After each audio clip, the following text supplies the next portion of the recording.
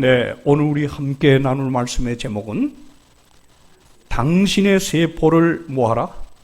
춤추게 하라. 오늘 이 말씀을 들은 다음에 여러분의 삶에는 여러분의 몸을 구성하는 세포가 좀 춤추는 삶을 꼭 살게 되기를 바랍니다. 자, 빌립보 4장 4절로 7절 말씀, 13절 말씀 우리 한번 다 같이 봉독합시다. 다 같이 주 안에서 시작. 주 안에서 항상 기뻐하라. 내가 다시 말하노니 기뻐하라. 너희 관용을 모든 사람에게 알게 하라. 주께서 가까우시니라. 아무것도 염려하지 말고 다만 모든 일에 기도와 간구로 너희 구할 것을 감사함으로 하나님께 아뢰라. 그리하면 모든 지각에 뛰어난 하나님의 평강이 그리스도 예수 안에서 너희 마음과 생각을 지키시리라. 큰 소리로 이제 마지막 시작. 내게 능력 주시는 자 안에서 내가 모든 것을 할 수 있느니라. 자, 먼저 제가 말씀을 전하기 전에 퀴즈를 하나 내겠습니다. 제 퀴즈에서 답하시는 분에게는 제가 정말 아끼고 아끼는 이게 뭘까요? 네덜란드에서 온 겁니다. 네덜란드에서. 뭘까요? 내용물이 기가 막혀요. 예, 요거 하나 꺼내 먹으면 아주 살살살살 녹는데 여기 몇 개가 들었냐? 40개. 이걸 집에 간직했던 걸 저희 사람에게, 저희 집 사람이 요걸 있는 걸 가르쳐 줘가지고 그거 내일 퀴즈 상품으로 쓰자고 해서 우리 사람이 가져갔습니다. 자, 누군가 맞히면 맞히는 사람이 여기 참석한 분에게 다 하나씩 나눠 먹어도 될 것 같습니다. 그런데 제 퀴즈의 첫 번째 답할 수 있는 자격은 누구에게 주느냐? 15살 이하에게 먼저 줍니다. 그래서 못 맞히면 그 다음에는 15살 이상이 되는 분에게 두 번째 기회를 드리겠습니다. 읽습니다. 잘 듣고 답하세요. 나에게는 큰 힘이 있습니다. 나를 사용하면 즉시 효과가 나타납니다. 나는 전염병이 강합니다. 나를 좋아하는 사람은 행복하지만 나를 싫어하는 사람은 스스로를 불행하다고 말합니다. 나는 혼자서 만날 수도 있고 둘이나 여럿이 동시에 만날 수도 있습니다. 아무리 강한 사람이라도 내 앞에서는 부드러워지고 아무리 약한 사람이라도 나와 함께하면 담대해지고 여유도 생깁니다.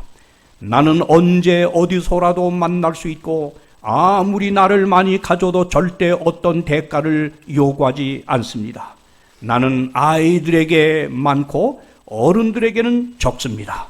나는 사람에게만 있습니다. 자, 이분 담고 아는 사람 손 들어주세요. 15살이야. 예. 예. 누가 맞지? 준이. 뭐? 성령?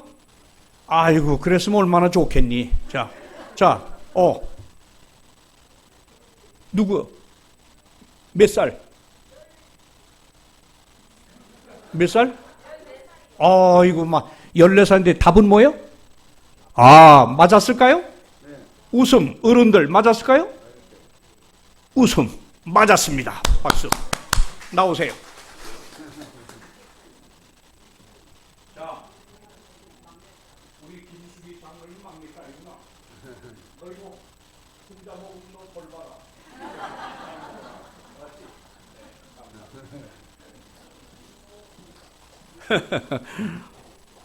웃음입니다. 여러분, 여기 최고의 의사 예수의 10가지 처방이라고 쓰신 이 레오나드 스위트 박사님이 그의 책에 이렇게 기록했습니다.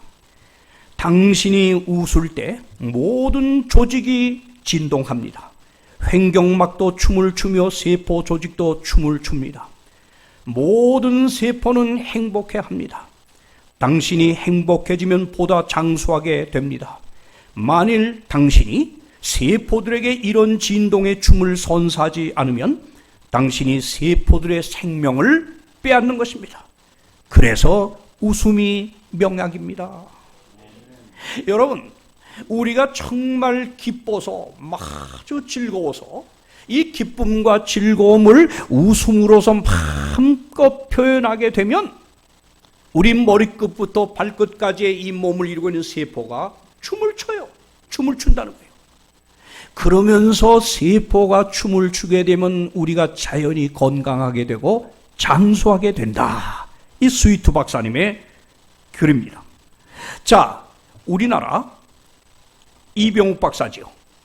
천국건강법이라고 하는 여기 일부에 나오는 건데요. 근데 이 글은 암을 손님처럼 대접하라 하는 이 제목으로 된 책에 나오는 글입니다. 이분이 이렇게 썼어요. 우리의 마음이 즐거우면 우리 몸의 세포가 춤을 춘다. 그러면 몸의 세포가 건강해지면서 몸 안에 각종 병균과 바이러스를 이긴다. 그러므로 의사의 치료도 중요하지만 무엇보다 환자가 어떻게 마음을 갖느냐가 더 중요하다. 왜냐하면 환자가 마음을 낙관적이고 즐겁게 가지면 면역력이 높아져서 건강을 회복할 수 있기 때문이다. 여기 이병욱 박사도 뭐라 그래요? 우리가 정말 기쁘고 즐거운 마음을 이렇게 웃음으로 표현하게 되면 우리 몸의 세포가 춤을 추면서 우리 몸의 이 체내 면역 체계가 강화된다는 거예요. 그래서 어떤 병에 걸려든지 이렇게 기쁨과 즐거움을 놓치지 말고 웃음으로 잘 표현하는 삶을 살 수만 있다면 어떤 내 몸에 침투하는 바이러스나 병균도 막을 수가 있다고 하는 것입니다. 이병욱 박사, 이분은 암에서 본인이 이 투병 중에 있다가 정말 이 웃음, 이 기쁨, 즐거움, 감사, 이 요법으로 난 분입니다. 그런데 여러분, 이렇게 기쁨과 즐거운 마음을 웃음으로 마음껏 표현하며 행복하게 살면 우리 체내에 놀라운 면역체계 변화가 일어난다고 하는 사실을 이 최초로 과학적으로 연구하여 보고한 사람이 누구냐? 우리 미국 본교단 로마리나 의과대학의 이 박사님이십니다. 그분이 리 버그 박사인데요. 이분이 최초로 사람이 기쁜 마음, 즐거운 마음을 갖고 마음껏 웃게 되면 우리 체내의 항체가 어떻게 변화를 일으키는지 아주 과학적으로 실험을 했어요. 어떻게 했냐? 이 성인 60명을 금식을 시켰습니다. 굶겼어요. 그런 다음에 이 성인을 굶긴 다음에 그 다음에 한 60분 동안, 1시간이죠. 60분 동안 마음껏 기뻐하고 즐거워하고 아주 포복절도할 수 있도록 웃게 만들었습니다. 뭘로? 그렇게 재미있는 비디오 프로그램을 통해서 이 하루 금식을 한 이 60명의 성인들에게 아주 즐겁고 기쁘고 행복한 시간을 갖게 해준 다음에 그런 다음에 체내에 혈액을 채취해가지고 검사를 했더니 우리 몸의 항체인 인터페론 감마의 양이 얼마나 증가했느냐? 이야, 200배가 증가한 겁니다. 200배. 그러니까 이들이 이 실험에 들어가기 전에 그 혈액을 채취해서 검사한 거하고 이렇게 실험 이후에 잰 걸 해보니까 200배의 인터페론 감마의 수치가 올랐다는 거예요. 그러면서 이 박사님이 뭐라고 여기 기록했느냐? 이렇게 말했어요. 웃음은 스트레스 호르몬을 감소시키며 종양이나 바이러스를 공격하는 백혈구 NK세포라고 하죠. 백혈구의 양과 활동을 증가시킨다는 사실도 알아냈습니다. 나아가 면역체의 반응을 촉진하는 T세포를 활성화시키고 임파절 주변에 모여 해로운 미생물체에 대한 항체를 생성하는 B세포를 증가시킨 것을 알아냈습니다. 200배요. 이 외에도 인체의 저항력과 치료를 유발하는 다양한 역할을 한다는 것도 발견하게 되었습니다. 그러면서 이 리 버그 박사님이 이런 과학적 증명을 마치고 나서 그가 말하기를, 여러분, 돈 하나 들지 않는 이 기쁨, 즐거움, 웃음을 쉴 새 없이 이걸 좀 유지하고 살라고 이분이 강조했어요. 그러면 여러분 반대로 부정적인 생각을 갖고 날마다 별것도 아닌 일에 한숨 짓고 근심하고 따분해하고 또 신경질 내고 그리고 어두운 감정을 갖고 우울증에 빠지게 되면 어떤 일이 일어날까? 자, 어떤 일이 일어날까? 잘 보세요. 여기 의학 잡지에서 제가 적어왔습니다. 우리 몸의 세포, 이야, 이거 얼마나 성경이 과학적인가 한번 보세요. 우리 몸의 뼈는 206개로 구성되어 있습니다.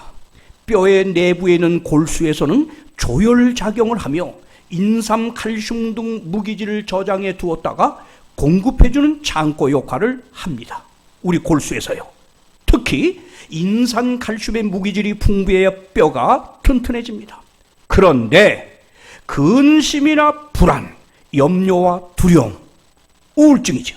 이런 것에 사로잡히면 우리 마음이 이런 것에 지배를 받게 되면 뼈가 뭐라고요? 마르게 돼. 어디 성경절 생각나죠? 야, 사람이 이렇게 어두운 이 근심, 걱정, 염려에 사로잡히고 이 우울증에 빠지면 뼈가 마르게 돼요. 뼈가. 피의 공급이 제대로 되지 않아 병을 가져온다는 것입니다. 여기서 유발되는 증상 중 하나가 골질의 감소로 인한 골다공증과 각종 신경통입니다. 그리고 허리와 등의 통증이 오게 되어 피로감을 쉽게 느낍니다. 이런 복합적인 현상으로 우울증과 욕구불만 그리고 피로현상이 나타납니다. 여러분, 어떤 문제로 심히 스트레스를 받아 근심하고 고민하게 되면 여러분 기운이 쫙 빠지고 괜히 모든 것들이 무기력해지는 이런 경험들 해보셨나요? 제가 연합회장 때는요, 아주 그 제주도 문제고 이것저것 아주 태산같이 밀려오는 문제로 회의를 하고 나면요, 어떤 때는 너무 스트레스에 딱 받고 나면 어떤 일이 일어난지 알아요? 이 척추 있지요. 제 척추가 갑자기 이렇게 완전히 주저앉는 기분을 느껴요. 야, 정신적 스트레스가 이 척추에까지 이른, 제가 그런 경우, 그러면서 호흡이 잘 안 되는 이런 경험을 제가 몇 차례 회의하다 느낀 적이 있습니다. 이 신기원 목사님도 그 왜 연합회장을 맡아 그렇게 애를 쓰다 일찍 췌장암으로 돌아가셨을까? 이렇게 사람이 신경을 쓰고 스트레스를 받고 근심 걱정이 커지면 이건 무서운 거예요. 그러니까 여러분, 오늘 여기에 말한 대로 이런 감정을 가지면 뭐예요? 뭐가 일어나요? 뼈가 마르게 돼. 피를 생산하는 이 조혈작용을 하는 뼈가 마른다. 이 말을 의학자들이, 이 과학자들이 오늘날 밝혀냈지만 이미 3000년 전에 지혜왕 솔로몬이 뭐라 그랬어요? 기록했죠? 하나님의 영감을 받아서 잠언을 기록하며 17장 22절 다 같이 한번 읽읍시다. 다 같이 시작. 마음의 즐거움은 양약이라도 심령의 근심은 뭐요? 뼈로 마르게 한다. 야, 3000년 전에 기록한 지혜왕 솔로몬이 기록한 이 성경의 말씀이 오늘 현대 과학이 밝혀내는 거예요. 우울해하고 짜증내고 근심, 걱정, 불안해하면 여러분 눈에 보이지 않는 조혈작용을 담당하는 뼈가 말라. 곽금지 집사님, 아파도 아프다 이렇게 짜증하면 뼈가 말라. 아파도 네가 아파봐야 나는 예수 그리스도의 능력으로 이길 수 있다, 이런 마음을 가지면 뼈가 튼튼해진다 이 말이에요. 아프다고 짜증내지 마세요. 자, 보세요. 그러면서 잠언에 또 뭐라 그랬어요? 잠언에, 자 17장 20절 또 하나 읽읍시다. 시작. 마음의 즐거움은 양약이라도 심령의 근심은 뼈를 마르게 한다. 방금 조금 전에 이거 아니었나요? 이거 했어요? 근데 왜 이거네. 미안합니다. 잠언 15장 13절 읽읍시다. 시작. 마음의 즐거움은 얼굴을 빛나게 하여도 마음의 근심은 심령을 상하게 하느니라. 여러분, 얼굴 보면 이 사람이 성경대로 정말 기쁘게 즐겁게 사는 사람이냐, 감사하며 사는 사람이냐, 아니면 교회 와서만 멀쩡하지 집에 가면 늘 근심 불안 짜증 속에 어둠 속에 우울하게 살아가는 사람이요. 얼굴 보면 알아. 제가 얼굴 보면요. 어디 여러분이 홍명관 목사의 얼굴이 정말 좀 빛이 나는 것 같습니까? 20대 30대 젊은이와 비교하면은 그렇지 않겠지만은 제 나이에 비교해서는 빛이 나는 것 같아. 나도 거울 보니까. 왜요? 정말 우리 집사람 증인이 여기 있잖아요. 짜증낼 일도 없고 짜증낼 일이 생기면 얼른 제가 하나님께 돌아가요. 기도한단 말이에요. 그러니까 이 문제가 이렇게 돼서 늘 기쁨과 즐거운 마음을 성경의 가르침대로 간직하면, 이걸 유지하면 건강한 거예요. 정신도 건강하고 마음도 몸도 건강한 겁니다. 자, 그렇다면 여러분이요, 오늘 성경 본문은, 그렇기 때문에 성경 본문은 아주 여지없이 우리에게 이렇게 말합니다. 빌립보 4장 4절 뭐요? 읽읍시다. 시작. 주 안에서 항상 뭐하라? 항상이야, 항상. 내가 바라노니, 내가 말하노니 뭐하라? 기뻐하라. 그 다음 데살로니가전서 5장 16절에서 바울이 또다시 뭐라 그래요? 시작. 항상 기뻐하라. 다시 항상 기뻐하라. 그 다음 말씀 뭐예요? 이것이 그리스도 예수 안에서 너희를 향하신 하나님의 뭐다? 뜻이에요. 우울해할 일이 있어도 우울해하지 않아야 돼. 짜증나고 근심하고 걱정할 일이 생겼어도 우린 그건 하면 안 돼. 왜? 하나님의 뜻이 아니에요. 하나님의 뜻은 안식일만 잘 지키는 게 아니에요. 하나님께서 우리를 사랑하셔서 우리가 정신적으로 육체적으로 건강하게 살 수 있도록 하나님이 명령한 명령을 따라야 돼. 따라야 돼. 뭘 따라야 돼요? 항상이야, 항상. 항상을 놓치지 마세요. 항상 기뻐하라. 이것이 너희를 향하신 주님의 뜻이니라. 그러므로 진정으로 예수와 하나 돼서 잘 믿고 그리스도인 삶을 잘 사는 사람은 늘 얼굴이 밝아야 돼. 그게 하나님이 우리에게 원하시는 거예요. 우리가 늘 행복해서 이렇게 사는 걸 원하지, 우울해서 쭈그리고 혼자 고민하고 괴로워, 이건 하나님의 뜻이 아니야. 이건 마귀의 뜻이에요. 마귀의 뜻. 저는 정말 모든 사람을 향해서 어떤 자도 제 마음에 부담을 느끼는 사람을 두지 않습니다. 둘 대상이 생기면 저는 노력을 합니다. 그렇지 않으려고. 그리고 그를 위해서 기도합니다. 여러분, 합회장이나 연합회장 이런 행정직을 하면, 자칫하면 원수가 많이 생겨요. 원수가. 그래서 저는 한 사람에게도 내가 살아가면서 죽을 때까지 얼굴 마주보고 이렇게 얼굴 돌릴 사람이 있으면 돼요, 안 돼요? 안 돼요. 하늘나라 가야 될 텐데 같이. 안 되는 거 아닙니까? 그러니까 언제나 이걸 생각하면 우리가요, 정말 피차 살아가는 삶의 현장에서 우리가 기쁨을 서로가 유지할 수 있습니다. 자, 하나님의 뜻입니다. 그러면 문제는 이거예요. 문제는 이겁니다. 종종 기뻐하고 즐거워할 수는 있지만은 어떻게 항상 그러냐 이게요. 여기 보세요. 어떻게 어떤 상황에서도 그 상황에 지배받지 않고 그 상황을 지배하는 기쁨, 즐거운 마음을 가질 수 있을까요? 설교 들을 때는 할 것 같은데 또 오늘 설교 끝나고 집에 가서 아무개 식구를 보는 순간 벌써 짜증부터 난다. 이거 그리스도인 아직 안 된 겁니다. 안 된 겁니다.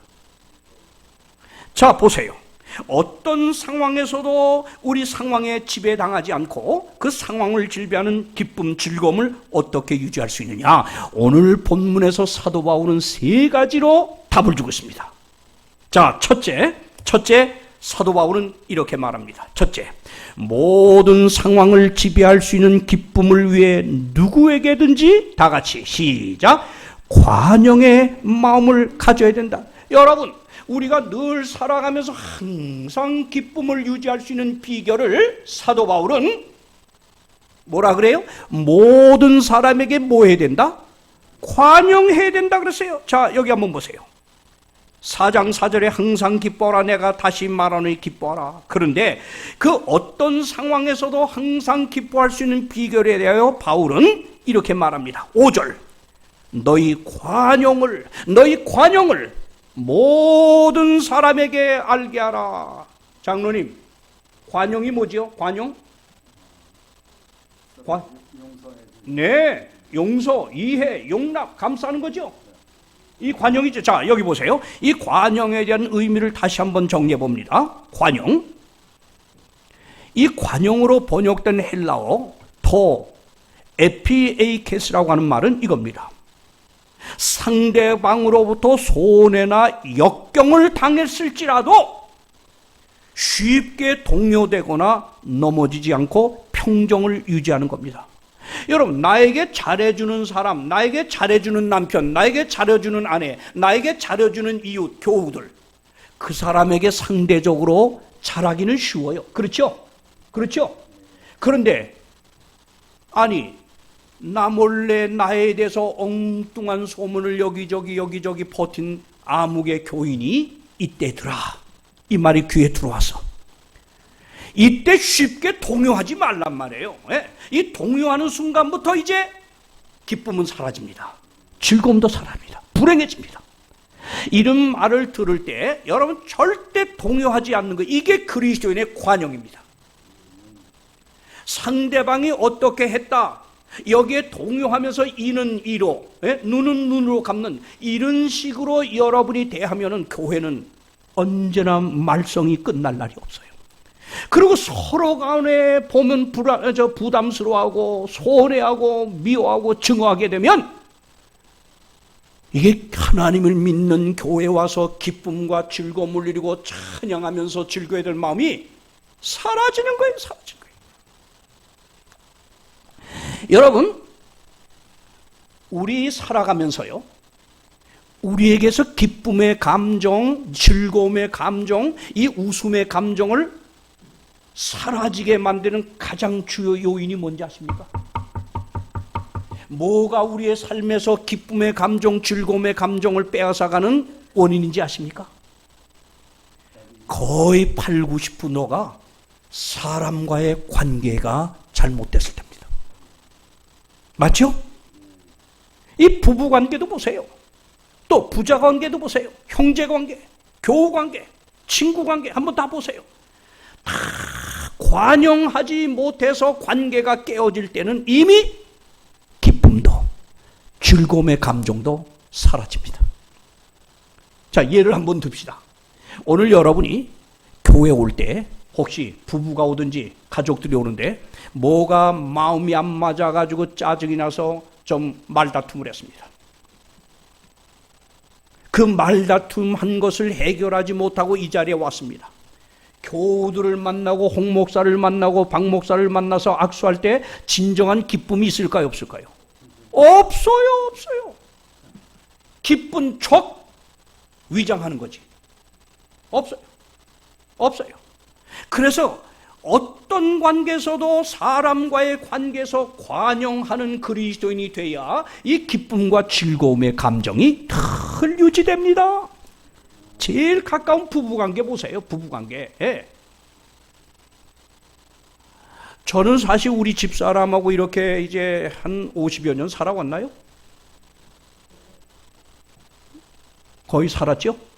77년에 결혼했으니까. 이제 50여 년이 아직은 안 됐구나. 근데 저는 젊을 때 사실 성격이 저는 솔직히 좀 급하고 불덩어리예요. 뭐든지 많이 해야 되고 빨리 해야 되고 1등 해야 되고 이런 욕심이 있었어요. 이것도 잘못된 거예요. 그런데 여기에 따라와주고 보조해줘야 될 아내가 이걸 못하면 뭐부터 나? 화가 나. 그럼 내가 화를 내고 안식일날 설교하러 올라가려면 설교가 될까 안 될까? 뻔해요. 교회를 만나서 악수하고 인사하고 하는 거 다 이거 가짜예요.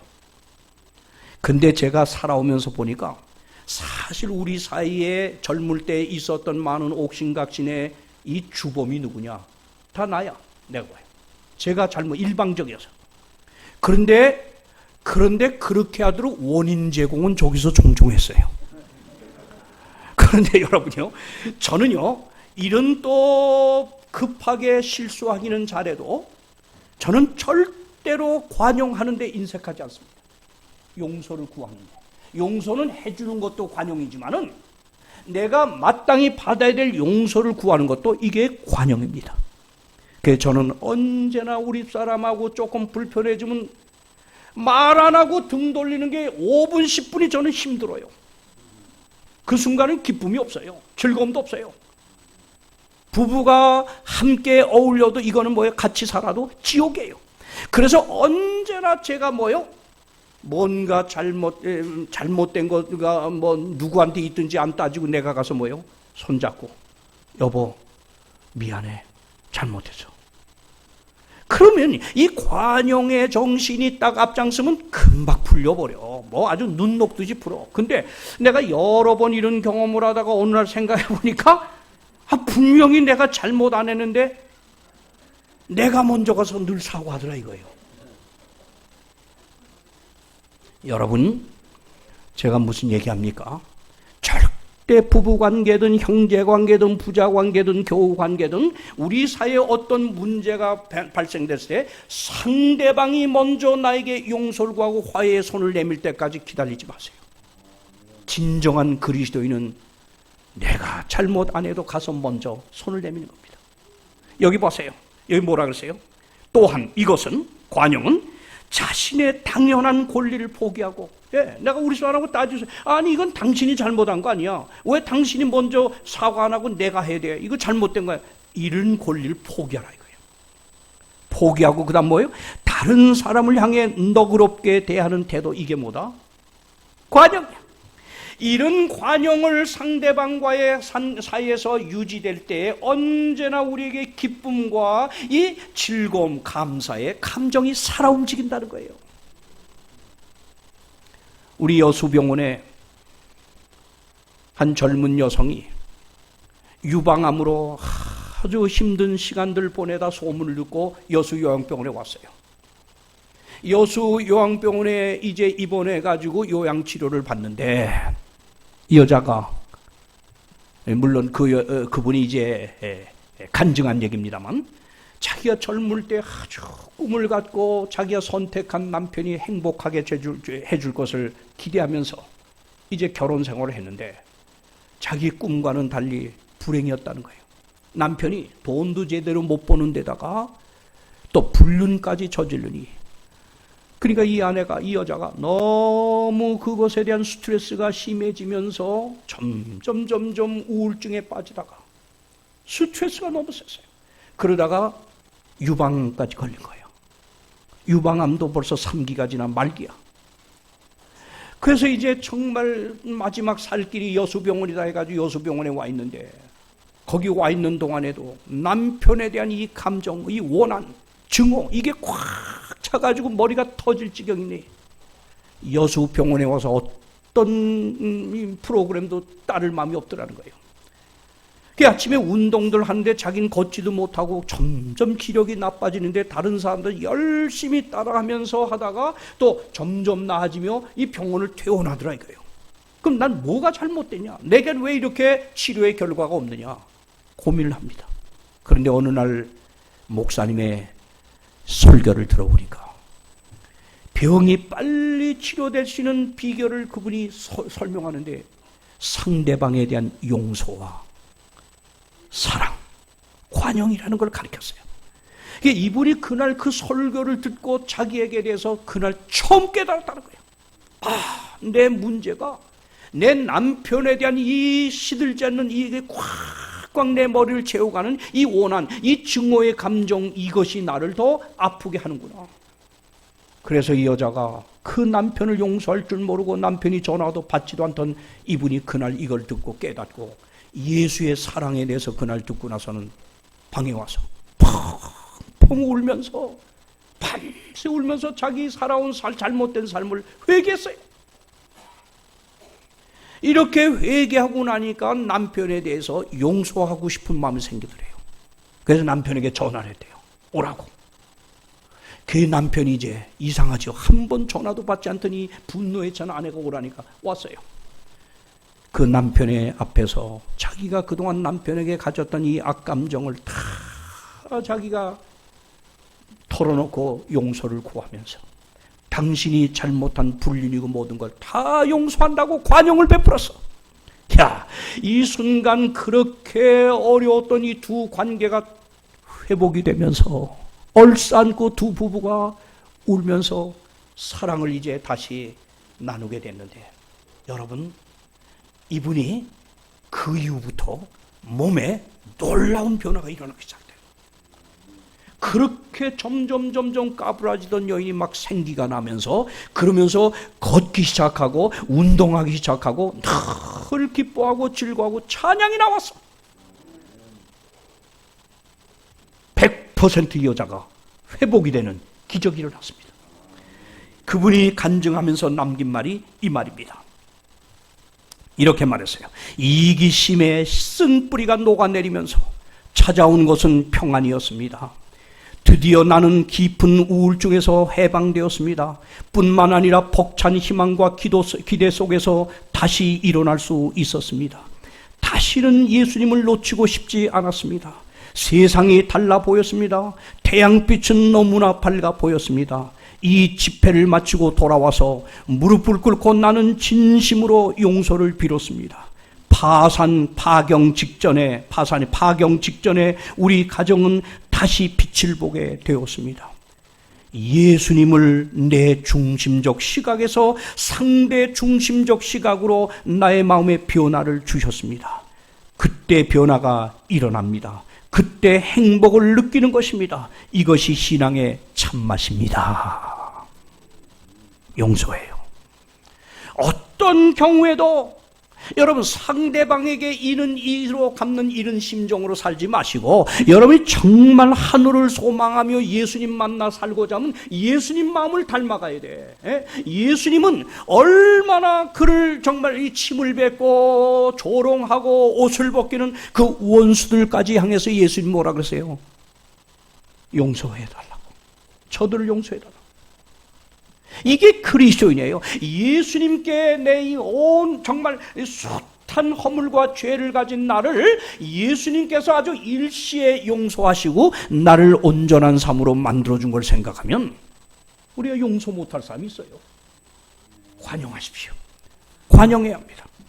관용하시기를 간절히 바랍니다. 관용하면 여러분이요 사람과의 관계에서 이 기쁜 감정, 즐거운 감정, 웃음을 자아내는 우리의 감정이 계속 유지될 줄 믿습니다. 두 번째입니다. 두 번째, 어떻게 하면 모든 상황을 지배하는 기쁨을 유지할 수 있을까요? 다 같이 둘째 읽을까요? 둘째 시작. 모든 상황을 지배할 수 있는 기쁨을 위해 긍정적 생각을 키워야 합니다. 자, 성경 볼까요? 우리 많은 분들이 오해를 하는데 이 성경절 다 같이 한번 빌립보 4장 11절 13절 한번 봐주세요. 내가 궁핍함으로 말하는 것이 아니라 어떠한 형편에든지 나는 자족하기를 배웠노니 나는 비천에 처할 줄도 알고 풍부에 처할 줄도 알아. 모든 일 곧 배부름과 배고픔과 풍부와 궁핍에도 처할 줄 아는 일체의 비결을 배운더라. 노란 글씨 한번 다 같이 시작. 내게 능력 주시는 자 안에서 내가 모든 것을 할 수 있느니라. 우리 그리스도인도 이거 제일 좋아하는 말이죠. 예? 내게 능력 주시는 자 예수 안에서 내가 모든 것을 뭐요? 할 수 있다. 이거 아주 우리 그리스도인들이 다 좋아하는 말인데, 근데 이걸 오용을 하고 있어요. 잘못하고 있어요. 이 말은 내가 예수님 안에서 뭐 만능으로 살아갈 수 이게 아니고, 왜 바울이 이 말을 지금 했느냐? 그 앞절 11절과 12절에 보면 바울이 무슨 말을 해요? 나는 궁핍에도 처할 줄 알고 부에도 처할 줄 알고 어떤 고통스러운 내가 환경에 처할지라도 내가 모든 일에 자족하기를 배웠다. 누구 안에서? 예수 안에서. 그래서 예수 안에서 나는 이 모든 환경을 이길 수 있는 긍정적 마인드를 나는 가질 수 있다는 그 말입니다.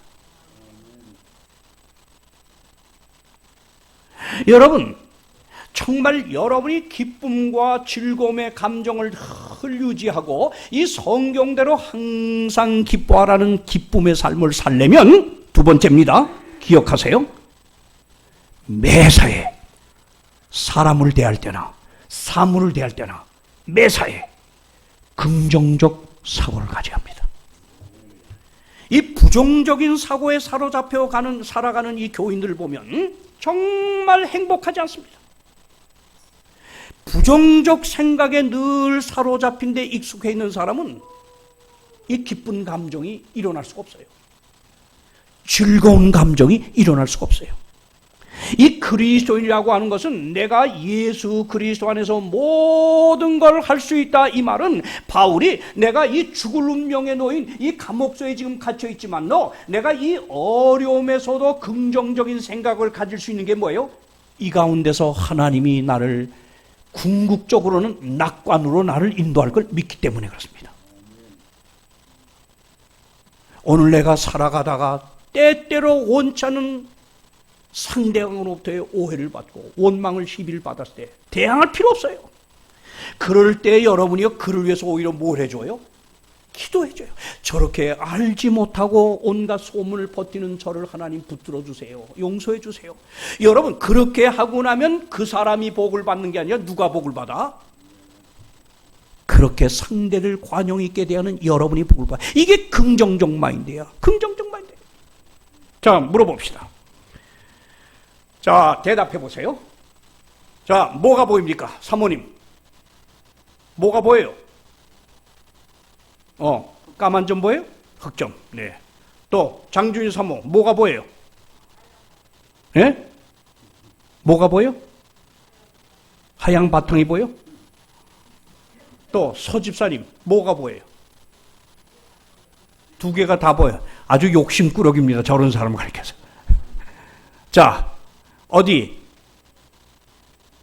우리 수빈이 딸은 뭐가 보여?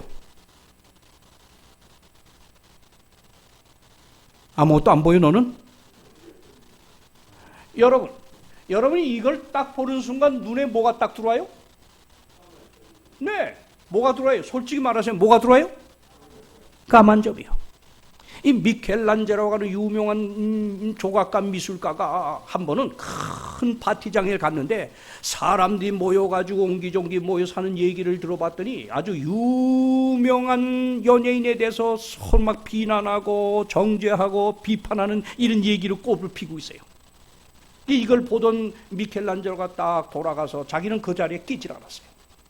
그 부정적으로 말하고 있는 그런 자리에 끼지 않고 떨어지니까 한 친구가 야 자네 왜 이렇게 우리 한 얘기하는 이 그룹에 끼지 않고 떨어져 있나? 그랬더니 미켈란젤로가 나는 하나의 그림을 구상하고 있다고. 무슨 그림이냐고. 그려보라고. 하도 그려보라니까 그 화폭에다가 하얀 물감을 이렇게 칠하더니 이 검은 점을 갖다 딱 찍었어요. 그리고 그 파티에 모인 사람들에게 뭐가 보이냐 그랬더니 다 하나같이 뭐가 보인다 그래요? 아니 보나마나 까만 점 보이네. 그때 미켈란젤로가 한 말이 유명합니다. 왜 자네들은 이 화폭에 그려진 흰 넓은 것은 보지 않고 왜 파리똥만한 까만 점만 보는가? 이게 무슨 말이에요?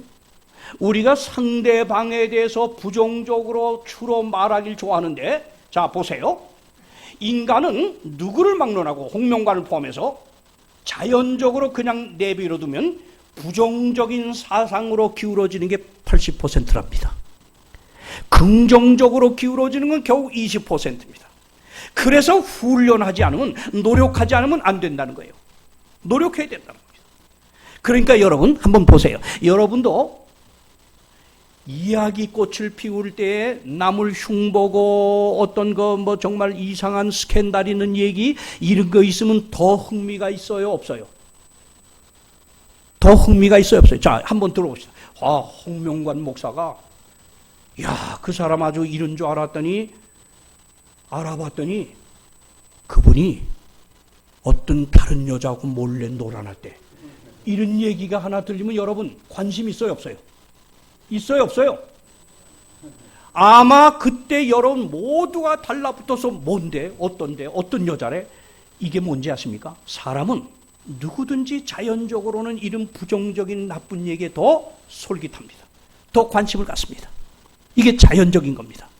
그래서 부정적으로 말하기 좋아하는 어떤 사람하고 자꾸 만나서 남의 흉보고 비판하는 이런 부정적인 얘기를 듣다 보면 자기도 모르는 사이에 부정하는 사람이 돼버린답니다.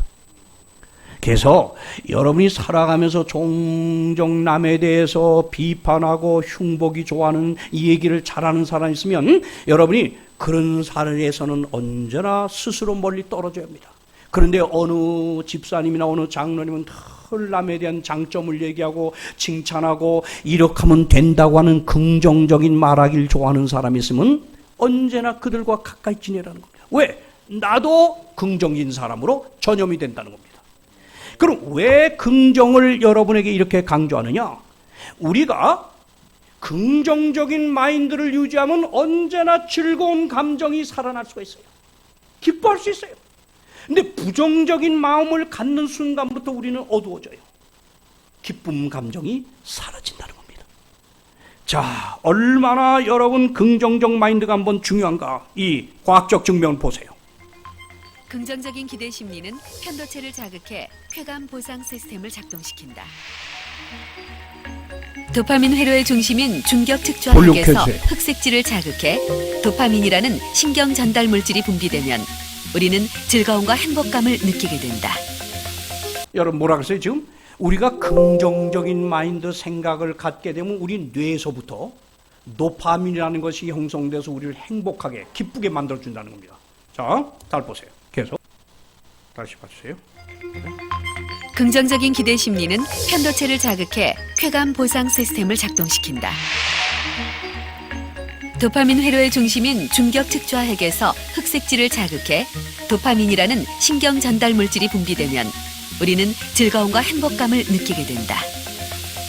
너무 과학적이죠? 잘 보세요. 반대로 나빠질 것이라는 불안감이 커지면 스트레스를 받은 편도체는 시상하부의 뇌하수체를 자극해 부신피질 자극 호르몬을 분비시킨다.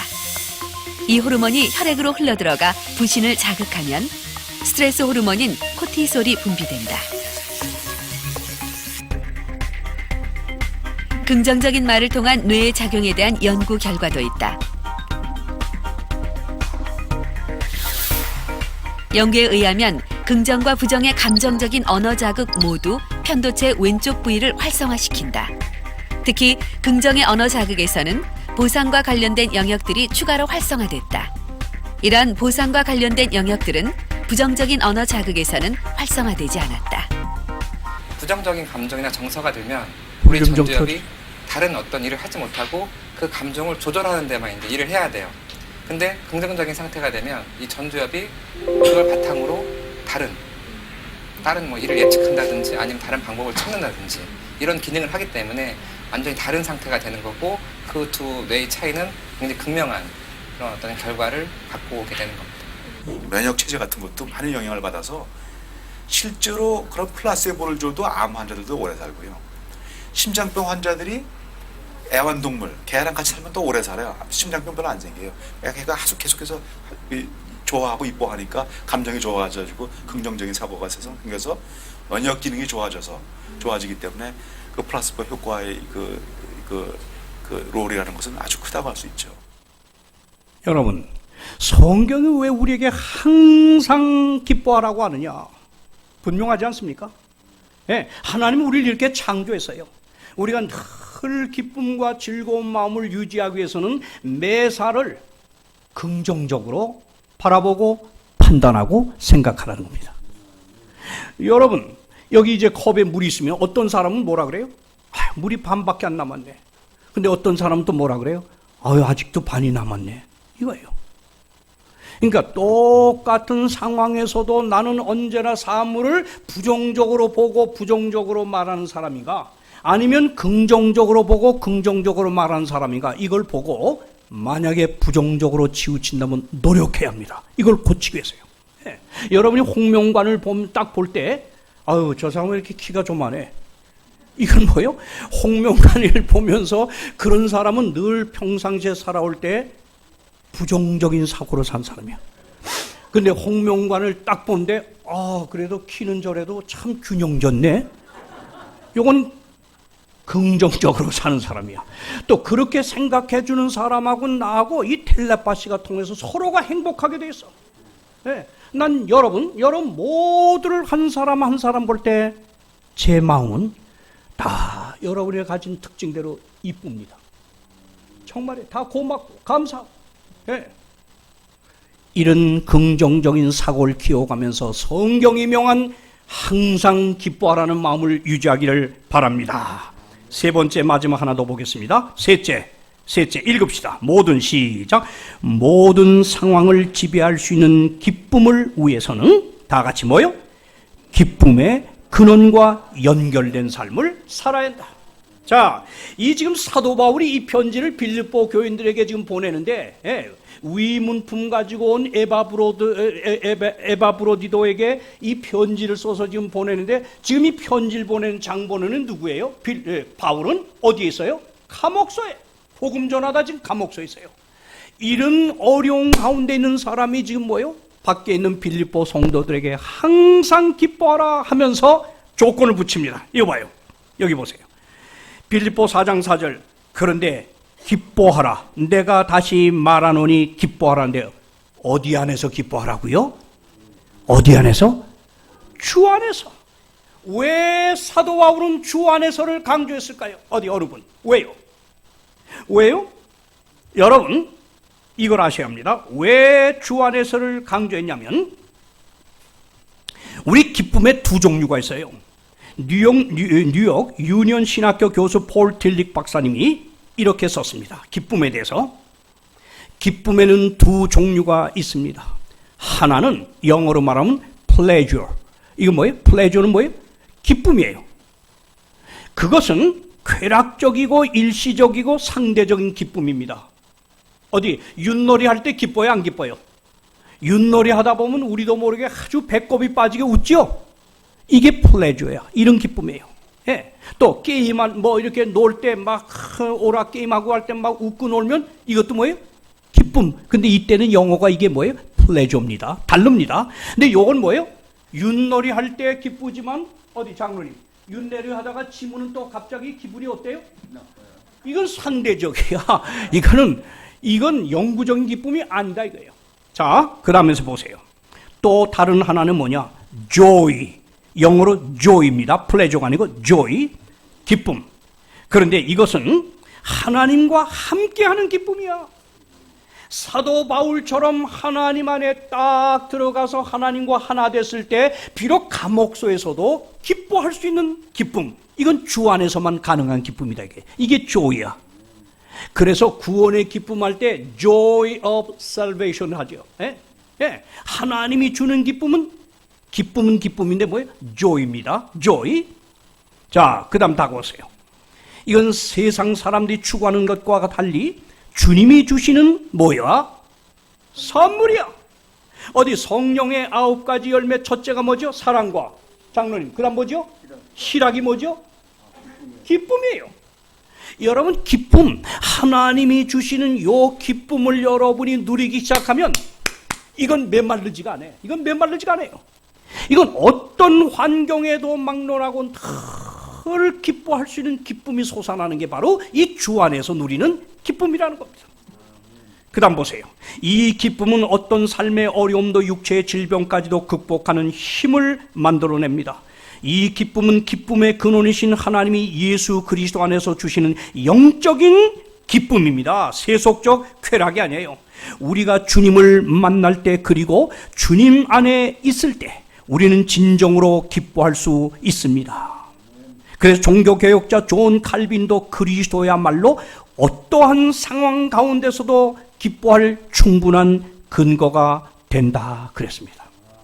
참 기독교는 신비한 종교예요. 신비한 종교. 왜요? 여러분, 힌두교나 불교나 어떤 종교도 내 안에 신이 들어오셔서 우리의 삶을 기쁨으로 이끌어 간다고 가르치는 종교는 없습니다.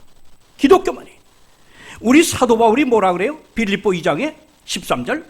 너희 안에서 행하시는 이가 누구다? 하나님이다. 그래서 뭐예요? 자기의 기쁘신 뜻을 위하여 너희에게 소원을 두고 행하게 하신다. 아하, 우리가 정말 메마르지 않는 기쁨의 생애, 이 즐거움의 생애를 살려면 기쁨의 근원과 연결이 돼야 돼. 연결이 돼야 돼. 기쁨의 근원이 누구예요? 예수 그리스도예요. 그래서 여러분이 예수 그리스도와 하나 됐을 때 그 기쁨의 근원과 내가 하나 되면 어떤 환경에서도 여러분이 사도 바울처럼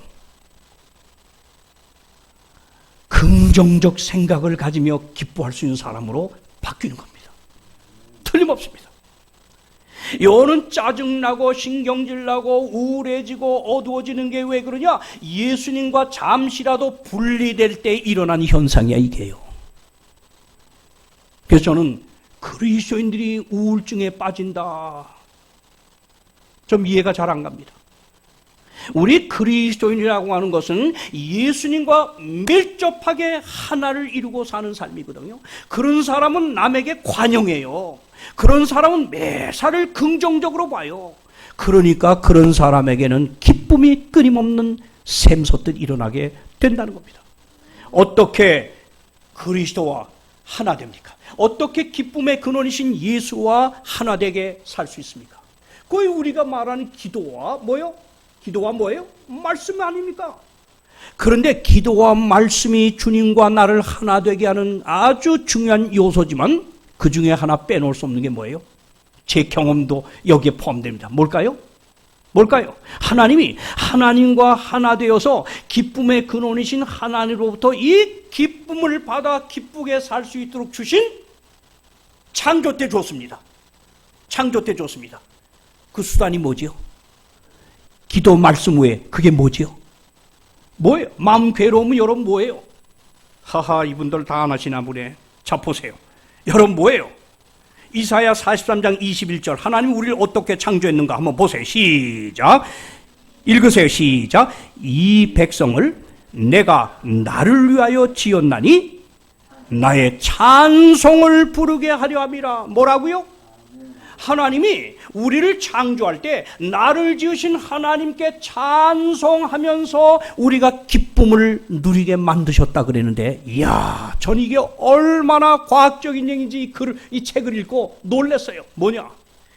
미국의 하버드 의과대학의 이 맨손 박사님이신데, 이 허버드 맨손 교수님이 하버드 의과대학에서 일하면서 여러 그룹들, 이 환자 그룹들을 조사해 보니까 이상하게 빨리 치료가 이루어지는 환자들이 따로 있더라는 거예요.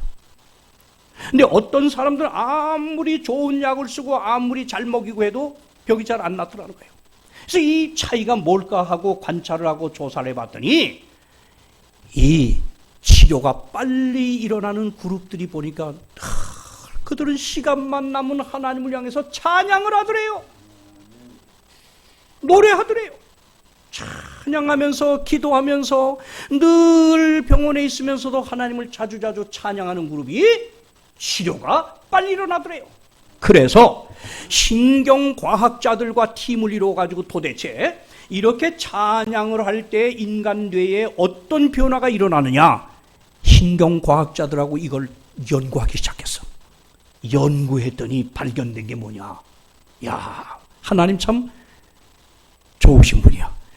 하나님을 찬양할 때 인간이 아주 기뻐지고 행복해지고 우리 면역이 튼튼해져서 건강하게 하라고 하나님이 우리에게 뇌에다가 뭘 집어넣냐? 요 뇌세포에 다이아몬드 같이 생긴 신경세포를 딱 집어넣어놨는데, 하나님을 참껏 감사해서 하나님 앞에 찬양할 때만 이 신경세포가 활동을 해. 그래서 호르몬을 내주는데, 엔돌핀을 내주는데, 이 다이아몬드형 이 신경세포는 하나님을 위하여 찬양할 때 여러분 신기하지 않습니까? 자 보세요.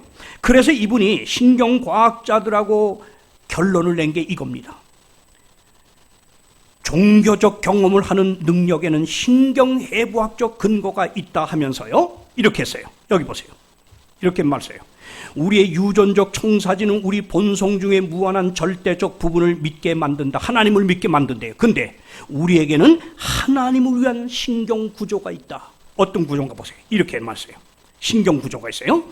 우리의 근육이 운동을 위해 형성되고 우리의 심장이 저지방 음식물에 제대로 기능을 다하도록 설계된 것처럼 우리 뇌에는 하나님을 찬양하는 신경구조가 있다. 영원한 치료란 책에 썼습니다.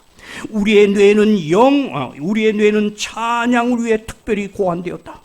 우리가 하나님을 찬양할 때 뇌의 전기 충격이 양성화학 엔돌핀을 생산한다. 이런 엔돌핀은 건강과 생명을 주는 신체화학 물질이다.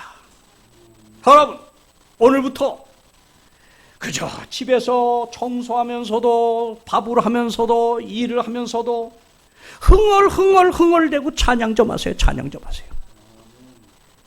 이거 하나님이 우리를 이렇게 설계했어요. 하나님께 찬양하면서 감사하며 이렇게 노래를 하면 우리 뇌의 중간에 있는 요 다이아몬드형 신경세포가 움직여서 엔돌핀을 내어서 우리를 건강하게 만들어주게 이렇게 설계했단 말이에요. 찬양하세요. 저는 집에서 우리 집에 이거 그 3층까지 그 모든 청소는 제가 도맡아요. 우리 집 사람에게 전 절대 집 청소라든가 뭐 이런 거 하는 거, 집에 잔디라든가 뭐 이런 거 관리하는 건 제가 전부 다 합니다. 다 하는데 저는 그거 할 때 주변 사람들이 이 엄청난 이 일을 어떻게 이렇게 힘들어 하냐 그러는데 아니에요. 노래하고 찬양하면서 계속 때때로는 또 찬양을 제가 이어폰 통해서 들어가면서 여러분 이렇게 하다 보면 그 많은 일을 하면서도 힘든 걸 못 느껴. 왜? 이 찬양하면서 제 뇌 속에는 신경세포에서 뭘 내주니까 엔돌핀을 내주더라고. 오늘 아침도 제가 왔다 갔다 3층에서 기도하고 내려올 때 또 왔다 갔다 하면서 저는 주 안에 있는 나에게 이 찬미를 혼자 하는데 왜 그렇게 기뻐져요? 그 찬미를 하는데 갑자기 저도 모르게 찬미가 나오는데 저는 개인 기도 드릴 때 제 개인 기도 약 1시간 드리는 것 가운데 한 15분은 제가 찬양입니다. 어떻게 하는지 알아요? 저는 아침에 일어나면 한 15분 동안 막 움직이면서 그 러닝머신을 움직여서 15분 동안은 찬양해요. 제가 제일 먼저 하는 늘 레파토리 첫 번째는 뭔지 아십니까? 이 몸의 소망 무행가 내 주의 보혈 부릴세. 이걸 막 걸으면서 이 노래를 이걸 해요. 이 몸의 소망 무행가 내 주 예수님. 여러분 제가 이렇게 찬양을 하면 주님이 응답이 옵니다. 무슨 응답이 올까요? 제 찬미 부르는 제 마음에 행복한 응답을 주셔요. 이렇게 한 15분 동안 이 찬미 저 찬미 이 찬미 저 찬미 계속 노래하며 걷다 보면 와 그때 벌써 도파민이 막 나오는 것 같아요. 너무너무 기분이 좋습니다. 어디 운동하고 내려올 때 한 번 홍명관이 짜증나는 거 봤나요? 없어요. 왜? 도파민이 나오니까 너무 행복하니까 괜히 좋은 거야. 기뻐요. 그러니까 아내한테도 잘하게 되고 이웃한테도 잘하게 되고. 여러분 찬양이 이렇게 중요합니다. 근심 걱정이 있을 때 여러분 그 입을 뒤집어쓰고 한숨 짓지 말고 찬양을 하세요. 찬양. 여러분이 그런 찬양을 습관적으로 하다 보면 우리 몸에 엔돌핀이 생성돼서 여러분 모두가 영적으로 육적으로 건강해질 줄 믿습니다. 오늘 저는 말씀을 마치면서 주님께서 우리를 사랑하셔서 주신 명령 기뻐하라. 항상 기뻐하라. 이것이 너희를 향한 나의 뜻이라고 하는 이 말씀을 머리에 담으시고 그 기쁨을 유지하기 위하여 가정에서는 부부간에 자식들과의 관계에서 늘 서로 먼저 관용하는 사람들이 되기를 바랍니다. 교회 와서도 언제나 누가 나를 어떻게 했던데 끌려가지 말고 그 사람에게 관용하십시오. 그리고 두 번째, 매사를 긍정적인 시야로 생각하시고 바라보면서 긍정적으로 판단하고 긍정적으로 말하는 습관을 키우십시오. 그리고 세 번째는 기도와 말씀만 아니라 찬양을 통하여 주 안에 들어가서 기쁨의 근원인 주님과 하나 되어서 그 기쁨이 여러분의 삶을 통하여 흘러나오게 되기를 간절히 바라며 말씀을 마칩니다.